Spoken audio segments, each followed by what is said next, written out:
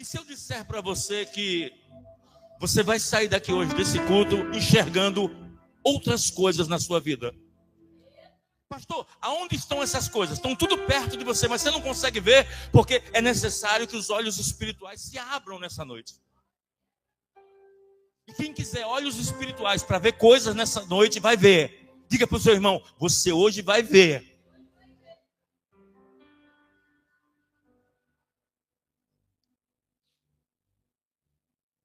Irmãos, fique em paz, porque tudo tem um propósito.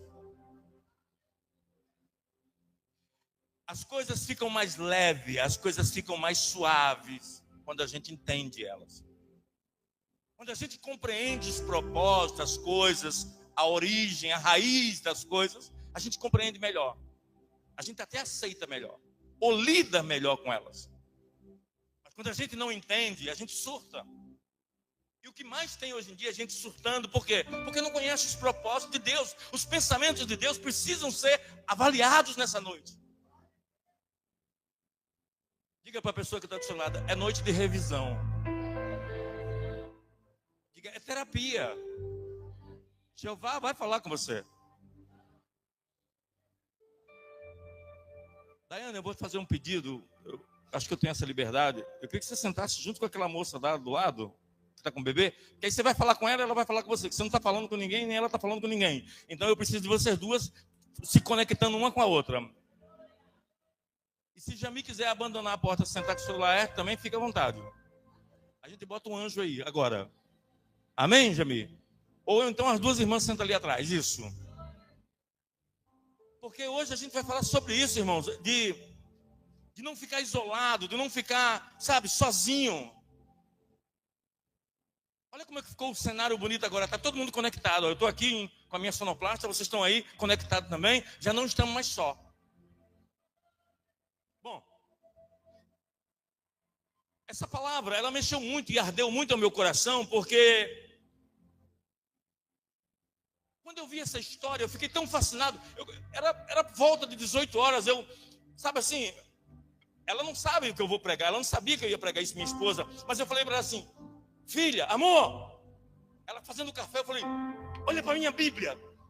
Aí mostrei a Bíblia para ela, toda rabiscada, eu falei, fiquei até 3:30 da manhã, só pegando detalhes, chaves, senhas, segredos, que estão embutidos dentro dessa história, e que vai mudar a minha vida e a sua vida nessa noite.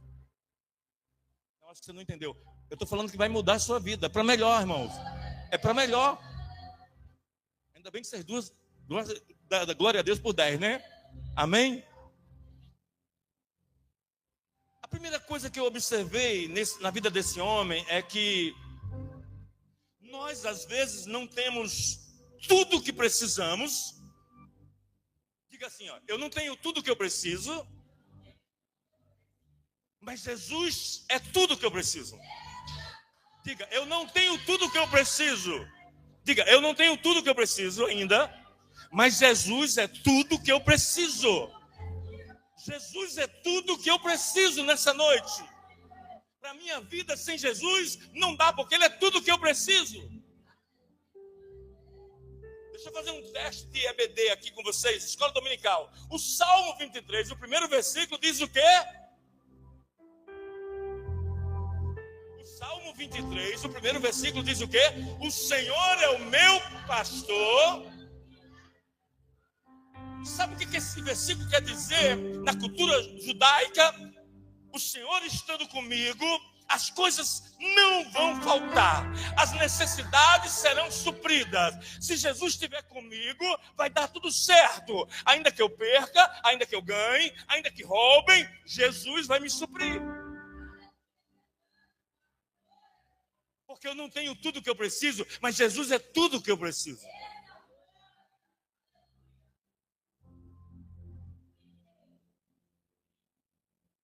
Irmãos, a primeira coisa que me chamou a atenção nessa história desse homem, a primeira coisa que me chamou a atenção, e você pode observar que a história começa mais ou menos assim. A história começa com o primeiro detalhe. Gente, são coisas que eu grifei porque me chamaram a atenção. Está lá no primeiro versículo, você vai ver Jesus dizendo assim, e viu, quem percebeu, quem identificou aquele cego foi Jesus. É engraçado que Bartimeu, ele grita pedindo para Jesus parar. Jesus ignorou Bartimeu. A Bíblia diz que a mulher do fluxo de sangue, ela rompe a multidão, toca nas vestes de Jesus, mas é ela que vai até Jesus. Nesse caso específico, foi Jesus que parou e viu esse cego e ele quis dar uma atenção especial para ele. Você sabia que se Jesus olhar para você nessa noite e ele perceber que você quer algo especial, ele vai te dar algo especial nessa noite? Porque ele viu você, ele está vendo você agora. Jesus parou, viu, e quando Jesus está olhando para ele, surge uma outra coisa que me chamou muita atenção nessa história, que é a saga das perguntas. Perguntas é uma saga, sabia? Pergunta é uma saga.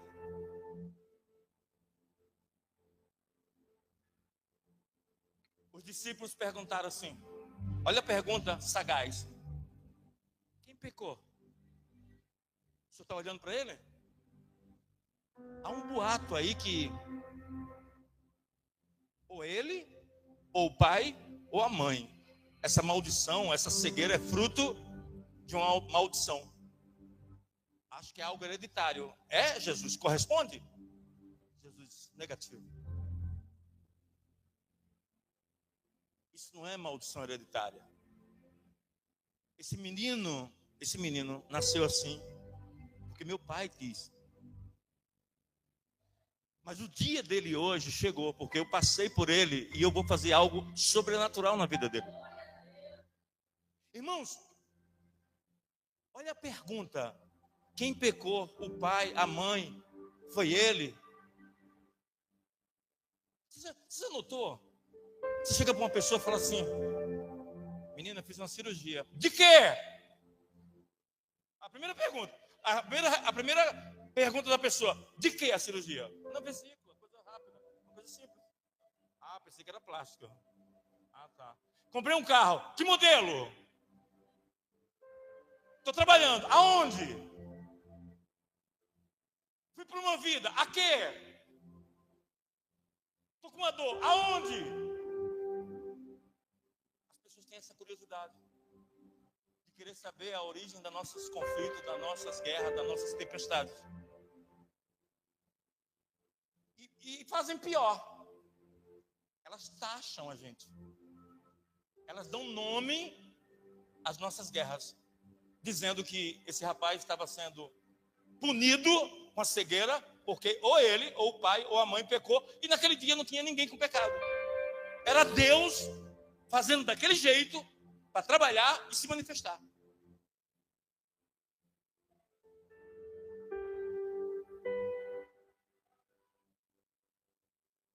O problema dessas perguntas, irmãos, é que elas causam estranheza para nós. Elas causam estranheza, porque essas pessoas poderiam pelo menos se silenciar. Irmãos, olha, as duas coisas que eu mais gosto de fazer, as três coisas que eu mais gosto de fazer no meu ministério: expulsar demônio, adoro, sou apaixonado por velório, amo velório.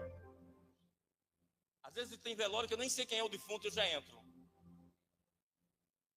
Porque ali eu encontro um cenário maravilhoso para você pregar. E terceiro, eu gosto muito de casamento. Eu gosto de fazer cerimônia de casamento. Você que está pensando em casar, fica tranquilo, eu vou fazer seu casamento. Só Kátia deu glória a Deus. Ninguém quer casar mais não? Não quer mais não, Raquel? Mas se Deus quiser, você vai ter que casar, não tem jeito.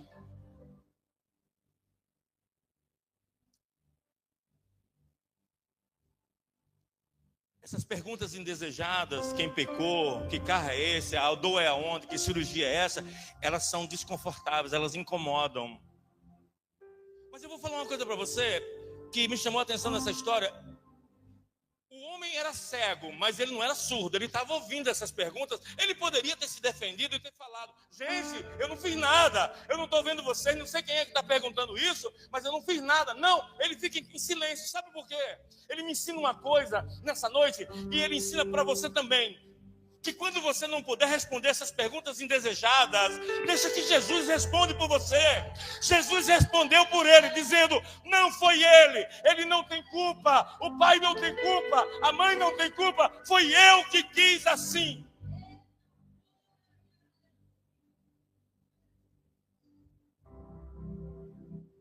Agora à tarde, por volta, eu devo ter dormido hoje umas 3, 4 horas só no máximo. Está me arrebentando. Dormi 4 da manhã, acordei 7 e pouco. Era quase 5 da tarde. Eu estava aqui na igreja. E uma pessoa me ligou. E quando essa pessoa me ligou, ele estava em dúvida. E ele falou assim: ó, tudo que você me pediu para me resolver, eu não estou conseguindo resolver, está muito complicado. Mas ele foi tão infeliz porque ele ligou para mim na hora que eu estava dentro da igreja, porque eu já sou uma igreja móvel. Imagine dentro da igreja, aí é 2 igrejas, a igreja com o santuário junto. E quando ele ligou para mim, eu estava aqui dentro, eu dei uma resposta para ele, falei: filho, ó, vai por aqui, depois você entra por aqui, depois você faz isso por aqui, depois você faz assim, depois você faz assado, depois você faz assim, e assim se resolve. Ele falou: beleza. Poxa vida, é engraçado, é verdade, você tem razão. Essas pessoas, irmãos, elas não enxergam, são cegas. Você sabe qual é a pior cegueira na vida de uma pessoa? Não é ser cego fisicamente, a pior cegueira é a cegueira espiritual. É você olhar para algo e você ver com olhos carnais. Não, você tem que ver com olhos espirituais. Sabe por quê? Tem 2 reinos. Você acreditando ou não, há 2 reinos, trevas e luz. Eles lutam todo dia por você, eles disputam você todo dia. E se você não tiver olhos espirituais, você cai ou de um lado ou do outro.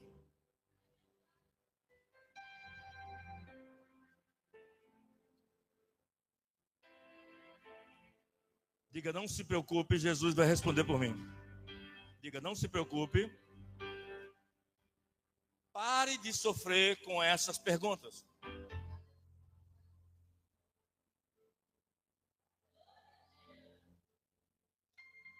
Todo mundo sabe da história do meu carro. Eu bati meu carro, perda total. Tive que comprar outro. Aí há poucos dias eu fui visitar uma pessoa que eu nem lembrava que ela não tinha visto que eu tinha comprado outro carro. Aí ela falou assim: perguntas, olha as perguntas indesejadas. Você está com esse carro? Aí eu te pergunto, geralmente qual é a nossa reação? Querer responder alguma coisa. Mas quando você disse agora há pouco para mim e para Deus que é Jesus quem vai responder por você, você não precisa responder. Você devolve o silêncio para a pessoa. E foi o que eu fiz essa semana. Você está com esse carro? Eu falei: aonde que a gente vai orar? Eu falei de outra coisa totalmente diferente. Ela estava falando de carro e eu estava falando de oração. Aonde que a gente vai orar? Aí a pessoa: você não entendeu a minha pergunta? Eu falei: eu entendi. Você que não entendeu que eu estou querendo orar. Eu não quero falar de carro. Que resposta maravilhosa. Porque tem uns crentes que é bocão, sabia? Eles querem saber. Eu vou descobrir onde que ele comprou esse carro. Eu vou descobrir. Irmãos, tem uma história na Bíblia, 2 Samuel, capítulo 16, e depois termina no 19.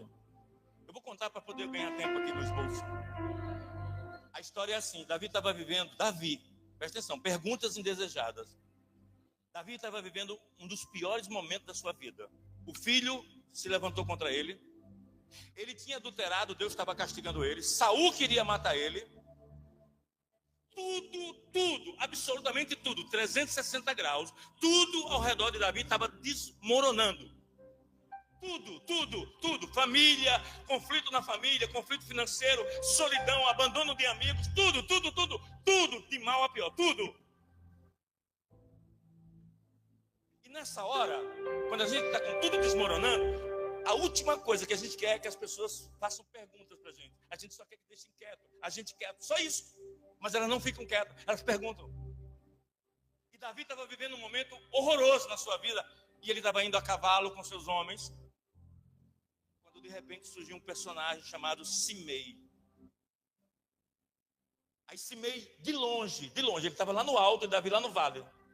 E Simei falava isso: Davi,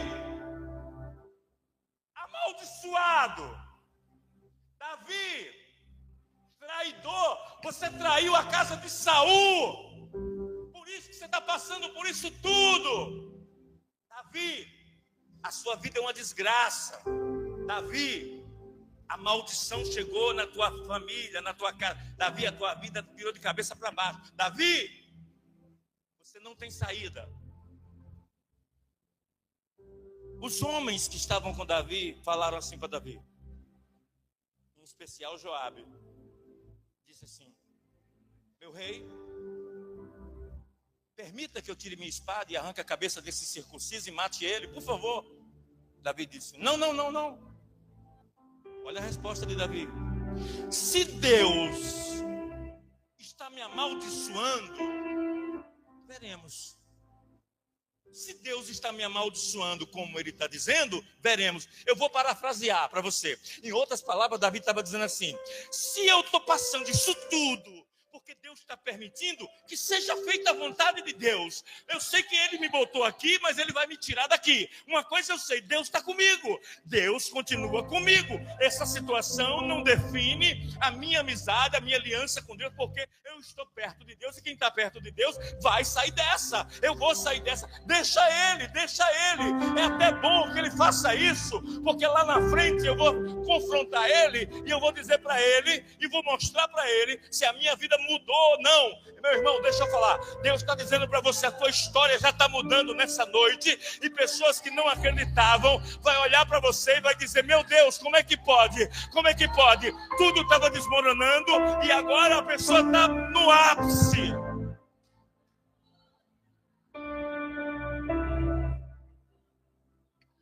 Diga para a pessoa que está do seu lado: está preparada para voar? Toma um Red Bull e crie asas. Tome um Red Bull de Jeová e crie asas. Você vai voar, meu irmão. Você vai voar. Deus vai levantar você desse estado que você está vivendo. Deus vai levantar você desse estado que você está vivendo. Deus vai levantar você.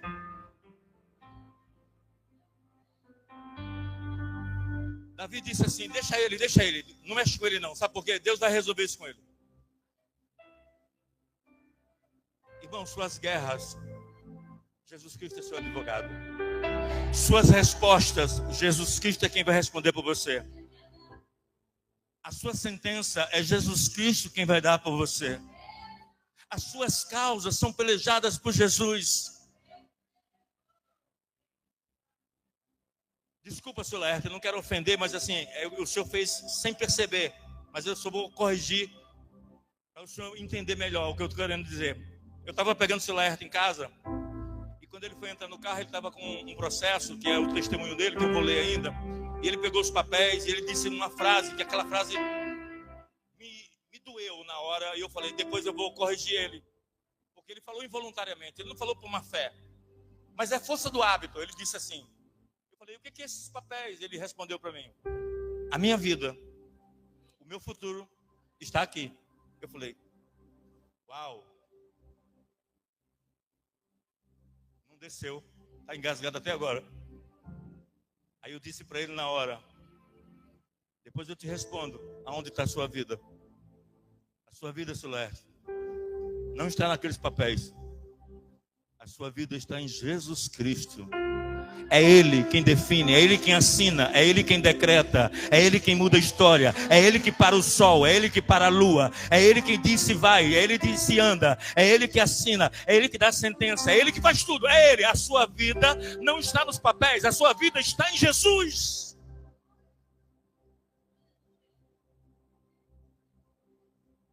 Os papéis é só detalhe, irmãos, mas tudo vem do céu. Eleva os meus olhos para o monte. De onde virá o socorro? O meu socorro vem do céu.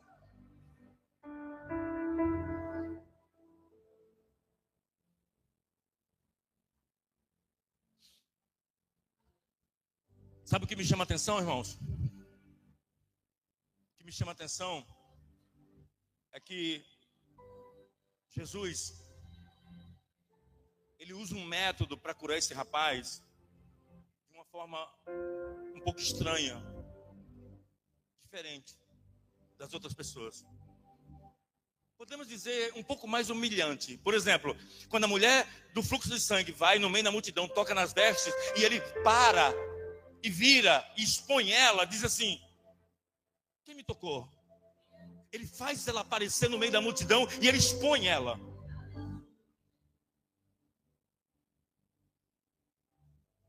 Quando Jairo recebeu a notícia que a filha estava morta, Jairo disse: não, eu não preciso ir mais não, minha filha já morreu. Ele disse: para, Jairo, calma, na frente de todo mundo, era público isso. Quando Bartimeu gritou: Jesus, filho de Davi, tem misericórdia de mim. Ele parou, olhou e disse: o que queres que eu te faça, homem? Ou seja, ele expõe a pessoa. Mas esse cara aqui, Jesus expôs mais que os outros. Porque ele fez isso, olha. Ei, não é heresia não, é Bíblia, tá?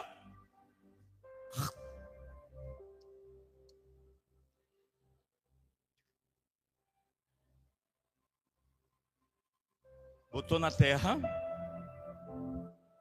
Sabe aquelas bases que vocês usam, mulheres? Aqueles rebocos que vocês botam na cara? Aí ele fez assim, ó. Chegou nos olhos do homem e fez assim. Deixa eu passar aqui. Não era lápis, não era sobrancelha, não era nada. Era barro com cuspe. Na cultura judaica,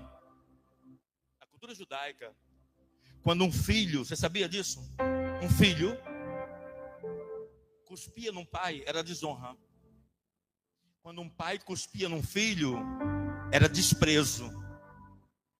Era anulação de paternidade. Era como se aquele pai estivesse desprezando aquele filho, quando cuspia na cara do filho. Até hoje, se você de repente tem alguns costumes ainda que ainda perduram, mas antigamente, quando dois inimigos se cruzavam perto do outro, em manifestação de repúdio, eles se cuspiam um para o outro, tipo, era uma forma de repúdio. E agora eu estou vendo um mestre cuspindo, misturando com barro e passando no olho desse cara. E eu perguntei para Deus, falei: Senhor, eu preciso achar uma palavra que explique o porquê do cuspe. E Jesus disse: eu quero mostrar para as pessoas que querem ser curadas que uma das formas de você ser curado mais imediatamente e de uma forma grandiosa é quando você é submetido a uma humilhação diante de Deus e você não abandona Deus. Porque aquele cego, irmãos, quando Jesus cuspiu e pelo tato, ele viu ele passando, quem sabe, uma goma, uma cera, não sei, uma pomada, não sei, parecia uma sensação de alguma coisa que estava sendo um creme passando nos olhos, mas era barro e cuspe. Aquele homem podia ter dito assim: eu vi um barulho, de cuspe, eu vi um barulho, sei lá, eu vi um barro. O que ele está fazendo? É barro nos meus olhos? Não, eu não quero isso para mim. Você está terminando de me humilhar. Não! Ele simplesmente ficou calado, sabendo que era cuspe e barro, mas ele sabia de uma coisa: que o que sai de dentro de Jesus pode ser o cuspe, é virtude, é cura, é libertação, é vitória. Ei, Jesus pode até cuspir, mas é cuspir para humilhar você. Jesus pode até deixar você ser humilhado, mas ele depois vai exaltar você. Sabe por quê? Quem é humilhado é exaltado. Quem é humilhado é exaltado. Quem é humilhado é exaltado. Quem é humilhado é exaltado.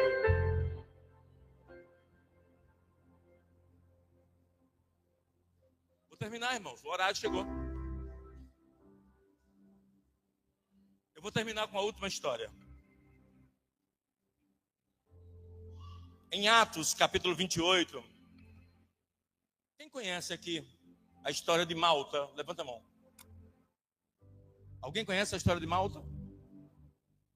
Ninguém conhece a história da ilha de Malta? Então tá, eu vou contar para vocês rapidinho. O apóstolo Paulo estava indo num barco e no meio da viagem o barco enfrentou ondas fortes, ventos fortes, e o barco se despedaçou todo. E aí Paulo, com seus amigos, sofreram um naufrágio. E quando aquele barco se despedaçou e o barco afundou, eles olharam assim em alto mar e disseram assim: tem uma ilha ali. Tem uma ilha.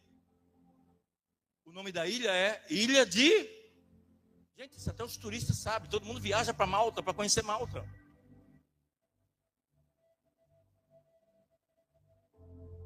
Aí Paulo olhou assim e disse: ó, tem uma ilha ali, vamos lá na ilha. Aí saíram nadando. Quando eles chegaram na ilha de Malta, os moradores de Malta acolheram eles. Viram a situação deles, se compadeceram de Paulo e dos discípulos que estavam com ele. Deram lanche, deram uma coberta e fizeram uma fogueira para esquentar eles, porque eles estavam com muito frio. E aí, no meio da fogueira, eles começaram a conversar mais ou menos assim, vou parafrasear. O pessoal de Malta, conversando com Paulo, disse assim: o que aconteceu? Ele falou: meu barco afundou, quebrou e agora? Não, agora eu estou salvo, estou aqui na ilha, está ótimo, Deus proverá, calma. E isso eles estão botando gravetos na fogueira. E quando Paulo botou um graveto na fogueira, naquela hora uma cobra sai do meio da fogueira do fogo e gruda no dedo de Paulo e pica ele. Era uma sururu, aquela bem venenosa, sucuri. Ela picou o dedo de Paulo e a Bíblia diz que a reação de Paulo foi essa aqui, ó.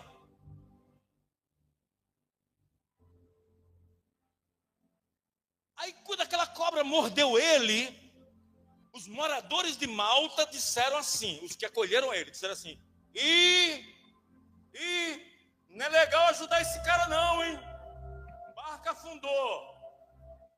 Chegou aqui, ó.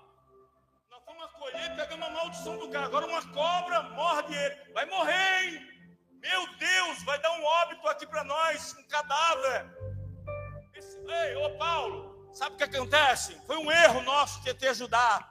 Porque você está sendo castigado por Deus.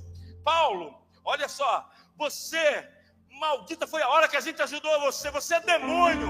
Deus está querendo te matar. Deus não conseguiu matar você lá no barco. Agora veio a cobra e agora vai te matar. Você vai morrer. Só que passou algumas horas. E sabe o que aconteceu com Paulo? Diga o que, pastor? Mais alto. Diga o que, pastor? Nada.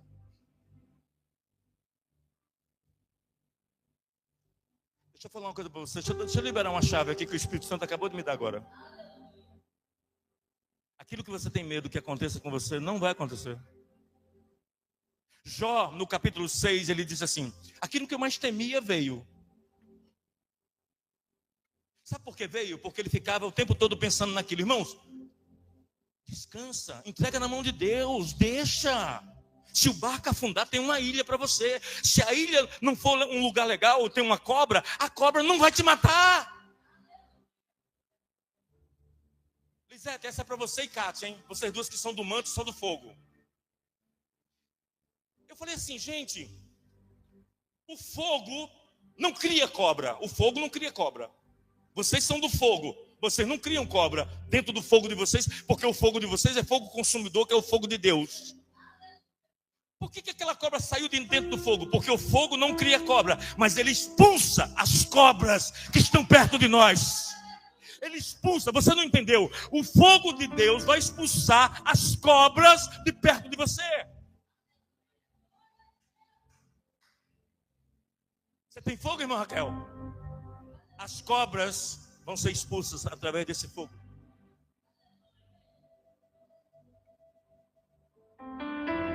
Escuta, eu vou terminar agora, calma.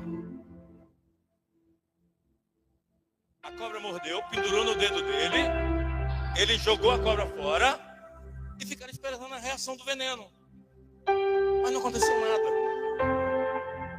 Porque Jesus já tinha dito, e Paulo sabia disso. Vocês vão pisar serpentes, escorpiões. Eles vão morder vocês, mas não vai acontecer nada. Porque eu vou estar com vocês. Eu sou o antídoto, eu sou o soro. Eu sou a vida, eu sou a ressurreição. Eu sou o dono de tudo. É eu quem digo, quem vai, quem fica. Eu sou o dono de tudo. Agora escuta, gente. Vamos terminar essa história, pelo amor de Deus. Deixa eu correr. Quando eles viram que não aconteceu nada com Paulo, sabe qual foi a segunda reação deles? Você é de Deus, sabia? Você é de Deus. Engraçado, irmãos. As pessoas que às vezes dizem que a gente era do diabo, agora são as mesmas que estão dizendo que é de Deus. A mesma boca que disse que você era do demônio, você é de Deus. Deixa eu falar uma coisa para ficar bem esclarecido aqui. Você e eu, nós, não somos nem demônio, nem Deus. Nós somos servos do Senhor, filhos de Deus. Mas nós não somos Deus, como muitos pastores são idolatrados como Deus aí.